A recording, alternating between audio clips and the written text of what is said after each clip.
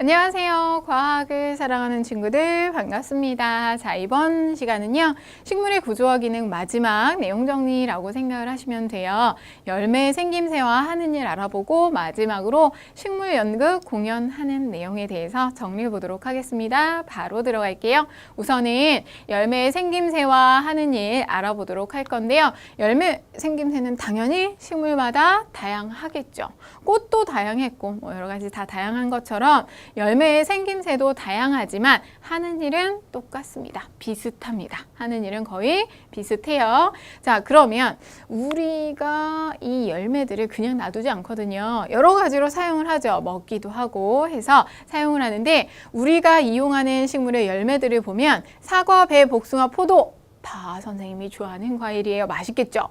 이렇게 먹을 수 있는 과일과 호박, 오이, 고추, 가지 등 채소 이것도 먹죠. 그리고 벼, 보리, 밀 등의 곡식도 있습니다. 다 우리 먹는데 되게 많이 사용을 하고 있네요.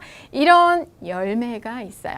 자, 이러한 열매, 그러면 어떻게 이런 열매가 자라는지 과정을 살펴볼 건데 우리 꽃 공부할 때 사과꽃을 가지고 공부했었죠. 마찬가지로 사과 열매를 살펴볼 건데요. 여러분이 먹는 사과가 바로 열매인 거죠. 자, 보자. 꽃가루 바지가 된 암술 속에서는 씨가 생겨 자랍니다 라고 했는데 지금 보세요. 벌이 날아와서 수술에 있는 꽃가루를 암술로 옮겨줄 거예요. 그러면 여기에서 이런저런 일이 막 일어납니다. 나중에 자세히 배울 거예요. 그러면 씨가 자라요. 자, 여기 씨가 이렇게 자라고 있죠. 씨가 점점 자랍니다. 요게 자라서 이 뒤집어진 모습에 이 상태에서 이렇게 뒤집어진 모습으로 생각을 하시면 돼요. 이때 씨가 자라는 동안 씨만 커지는 게 아니라 씨를 싸고 있는 뭐 암술이나 꽃받침 등이 같이 자라서 열매가 될 거예요. 어느 부분이 열매가 됐느냐에 따라서 또 뭐 여러 가지 열매 이름이 있는데 지금 그냥 이런 것들이 같이 자란다. 그래서 열매가 된다 정도만 기억을 해두시고요. 사과 같은 경우 우리 지금 사과를 봤으니까 씨와 껍질 사이에 양분이 여기에 저장이 돼요. 그래서 우리가 그 양분을 먹게 되는 거죠. 맛있는 사과를 먹는 거죠. 크고 둥근 모양의 사과가 이렇게 만들어집니다. 아, 이렇게 자라는 거구나 라는 걸 여러분이 생각을 하시면 돼요. 자, 그러면 이렇게 해서 열매가 만들어졌어요. 이 열매가 무슨 일을 하는 걸까? 이게 중요한 거라고 했죠. 열매는 우선은 어린 씨를 보호합니다. 처음에 씨가 자랄 때는요. 열매가 씨를 감싸고 있어서 보호해주는 역할을 하고 씨가 있게 되면 이 열매가 씨를 멀리 퍼뜨려주는 역할을 해요. 선생님, 근데 사과 열매가 사과 멀리 퍼뜨리는 역할을 어떻게 할까요? 아주 간단하게 간단히 설명해 드려보면 맛있잖아요. 동물들이 사과를 먹어요. 근데 우리 사람 같은 경우는 뭐 이렇게 까서 먹고 하는데 그냥 곰이 사과를 먹는다고 생각을 해봅시다. 진짜 먹나? 어쨌든 먹었어요. 이 동물이 사과를 먹을 때 이거 씨는 딱딱하니까 배 탈지 하지 않아요. 동물들 같은 경우 그냥 막 우적우적 먹죠. 그러면 응가 할 때 씨가 그대로 나와. 근데 먹은 자리에서 그대로 있지 않잖아요. 돌아다니다가 어딘가에서 응가를 하겠죠. 이렇게 해서 퍼뜨리는 역할을 할 수가 있어요. 동물에 먹혀서 퍼뜨리는 거죠. 이렇게 열매는 씨를 퍼뜨리는 역할을 한다. 처음에는 씨를 보호하고 나중에는 퍼뜨리는 역할을 한다. 이걸 기억하시면 되고요. 자, 그러면 식물이 씨를 퍼뜨리는 여러 가지 방법들에 대해서 한번 알아볼 건데 솜털이 있어서 바람에 날려 퍼지는 경우가 있습니다. 여러분 민들레 후 불면 막 날아가죠. 민들레나 버드나무 같은 경우 여기 박주가리라는 나무도 있고요. 가벼운 솜털 같은 게 있어서 바람에 날려서 되게 멀리까지 퍼질 수가 있고요. 단풍나무나 가죽나무의 열매를 보면 열매가 날개가 있어요. 날개가 이렇게 있어서 뺑그르르 돌면서 날아가거든요. 그래서 퍼뜨리기도 합니다. 그리고 열매 껍질이 터지며 씨가 폭 튀어나가기도 하거든요. 선생님, 여름에 이거 봉선화 터뜨리면서 다니는 게 취미야. 되게 재밌어요. 이거 봉선화 다 익었을 때 건드리면 퐁 터지는 거 되게 재밌거든요.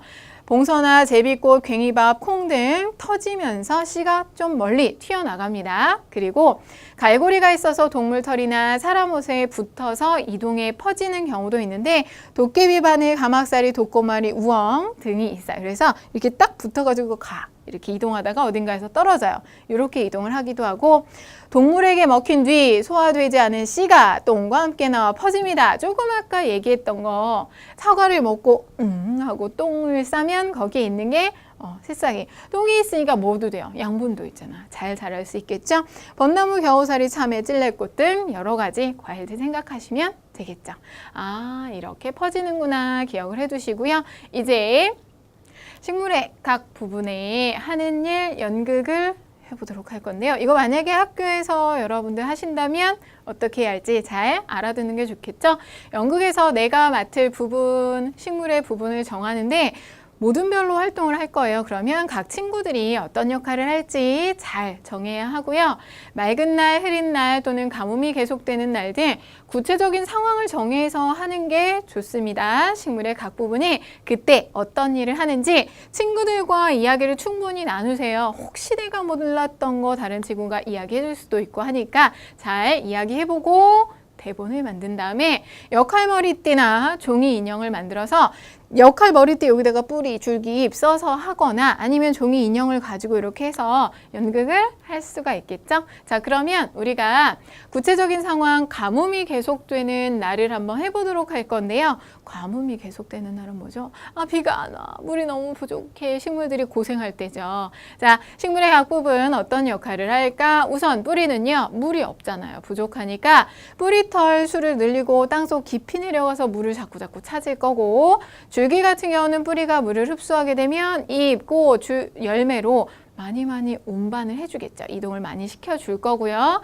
잎은 이 물을 내보내는 증산작용이 일어나죠. 근데 가뭄이 있을 때는 이 증산작용이 활발히 일어나면 안 돼. 그래서 증산작용을 줄일 겁니다. 그리고 꽃은 물이 충분해질 때까지 가만히 있을 거야. 꽃이 피지 않다가 충분해지고 상황이 좋아지면 그때 꽃을 피울 거고요. 열매는 씨가 마르지 않도록 보호하는 역할을 한다라는 걸 여러분이 생각을 하고 이거에 맞춰서 대본을 쓰고 연극을 하시면 됩니다. 자, 여기까지 정리해 봤습니다. 마지막으로 배운 내용 정리를 해보도록 하겠습니다. 우선은 꽃가루 바지가 이루어진 어디에서 암술 속에서 씨가 생겨 자라나고요. 씨를 싸고 있는 암술이나 꽃받침 등이 함께 자라서 열매가 되는 거고요.